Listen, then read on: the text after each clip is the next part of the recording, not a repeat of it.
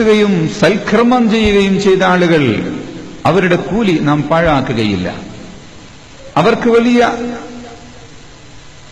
സൗകര്യങ്ങളുള്ള സ്വർഗമുണ്ട്. തിൽക്കദ്ദാറുൽ ആഖിറത്തു നജഅലുഹാ ലില്ലദീന ലാ യുരീദൂന ഉലുവൻ ഫിൽ അർളി വലാ ഫസാദ വൽ ആഖിബത്തു ലിൽ മുത്തഖീൻ. മുത്തഖീങ്ങൾക്കാണ് അന്തിമ വിജയം. സ്വർഗമുണ്ട്, ആ സ്വർഗത്തിലെല്ലാം ഉണ്ട്.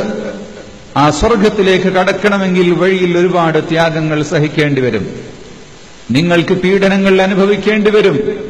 എന്തെങ്കിലും ചെറിയ സംഭവങ്ങൾ ലോകത്തുണ്ടാകുമ്പോഴേക്ക് അത് വലിയ നീക്കങ്ങൾ നമുക്കെതിരെ നടക്കുന്നതാണ്.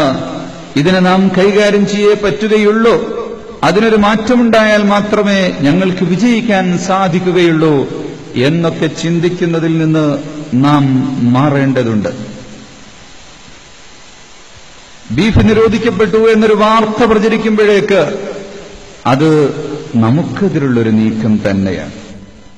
കാരണം ബീഫ് കഴിക്കുന്നവൻ മുസ്ലിം മാത്രമാണല്ലോ എന്നൊക്കെയാണ് പ്രചരിപ്പിക്കപ്പെടുന്നത്. ബീഫ് കഴിച്ചില്ലെങ്കിൽ മുസ്ലിം ആകില്ലേ? ബീഫ് കഴിച്ചില്ലെങ്കിലും മുസ്ലിമിന് ജീവിക്കാം. ഉലഹിയത്ത് അറക്കുന്നതിന് വേണ്ടി ബീഫ് ഇറക്കാൻ പറ്റിയില്ലെങ്കിൽ ആട്ടിനെ ഇറക്കാം. ആട്ടിനെ ഇറക്കാൻ അനുവദിക്കുന്നില്ലെങ്കിൽ കോഴിയെ ഇറക്കാം. അതും അനുവദിക്കുന്നില്ലെങ്കിൽ അറുക്കാതിരുന്നിട്ട് കൂലി വാങ്ങാം. ചെയ്യേണ്ട ഒരു കർമ്മത്തെ ആരെങ്കിലും തടഞ്ഞുവെച്ചാൽ അത് ചെയ്യണമെന്ന ആഗ്രഹത്തോടുകൂടി അവൻ ചെയ്യാതിരിക്കുമ്പോഴും അല്ലാഹു തആല കൂലി കൊടുക്കുന്നുണ്ട്. യഥാർത്ഥത്തിൽ മുസ്ലിമിന്റെ ഒരു പ്രശ്നമായി അതില്ലെങ്കിൽ നമുക്കെല്ലാം നഷ്ടപ്പെട്ടു എന്ന് ചിന്തിക്കുന്ന ഒരവസ്ഥയിലേക്ക് അത്തരം കാര്യങ്ങൾ വരുമ്പോൾ പോകേണ്ടതില്ല. നാം എപ്പോഴും പ്രതീക്ഷയുടെ മുന്നിലാണ്. ഇന്ത്യയിൽ ബീഫ് നിരോധിക്കപ്പെട്ടാൽ അത് ആർക്കെതിരെയുള്ള തീരുമാനമാണ്?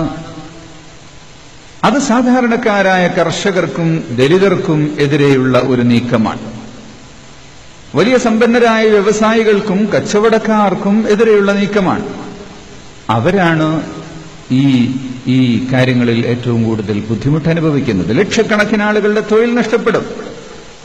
പോത്തറുക്കുന്നവൻ മാത്രമല്ല, അതിനെ തൊലി പൊളിക്കുന്നവനും തൊലി വിൽക്കുന്നവനും, അതിനുവേണ്ടി വാഹനമോടിക്കുന്നവനും അതിനുവേണ്ടി ഡീസൽ വിൽക്കുന്നവനും, അത് പാക്ക് ചെയ്യുന്നവനും എക്സ്പോർട്ട് ചെയ്യുന്നവനും കോടിക്കണക്കിന് ആളുകൾ അതുകൊണ്ട് വിഷമം സഹിക്കേണ്ടി വരും.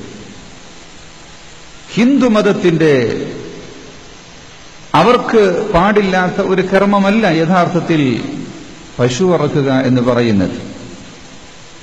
ബ്രഹ്മാവ് മൃഗങ്ങളെ സൃഷ്ടിച്ചത് മനുഷ്യർക്ക് വേണ്ടിയാണ്.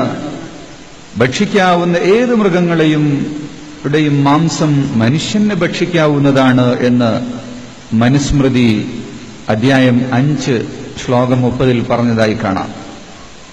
പശു, പോത്ത്, കാളക്കുട്ടി, കുതിര എന്നിവയെ ഇന്ദ്രൻ ഭക്ഷിച്ചിരുന്നു എന്ന് ഋഗ്വേദത്തിൽ പറയുന്നുണ്ട്. പൗരാണിക കാലങ്ങളിൽ പശു ഇറച്ചി കഴിക്കാത്തവരെ ഉത്തമ ഹിന്ദുക്കളായി കണക്കാക്കിയിരുന്നില്ല എന്നാണ് സ്വാമി വിവേകാനന്ദജി സ്വാമികൾ തന്റെ കൃതികളിൽ പറയുന്നത്. അപ്പൊ ഒരു മതത്തിന്റെ പേരിലല്ല അത്. രാഷ്ട്രീയപരമായി ഓരോ കാലഘട്ടങ്ങളിലും ഭരണാധികാരികളുടെ മതം എന്ന് പറയുന്നത് രാഷ്ട്രീയമാണ്. അത് നിലനിർത്താൻ ആവശ്യമായ രൂപത്തിൽ അവർ കാര്യങ്ങൾ രൂപീകരിക്കുകയും പ്രവർത്തിക്കുകയും ചെയ്യും. മുസ്ലിമിനെ സംബന്ധിച്ചിടത്തോളം ഇവിടെ ഭരണമുണ്ടായാലും ഇല്ലെങ്കിലും സുഖസൗകര്യങ്ങളും പെർമിഷനുകളും എല്ലാം ലഭിച്ചാലും ഇല്ലെങ്കിലും ഏതു കാലാവസ്ഥയിലും അവരുടെ മനസ്സ് എന്നും ഒരേപോലെയായിരിക്കണം. മുസ്ലിം വളർച്ചയുടെ പാതയിലാണ്. മുസ്ലിമിന് മുന്നിൽ പ്രതീക്ഷ മാത്രമാണുള്ളത്. ഒരിക്കലും മുസ്ലിം നിരാശപ്പെടാൻ പാടില്ല.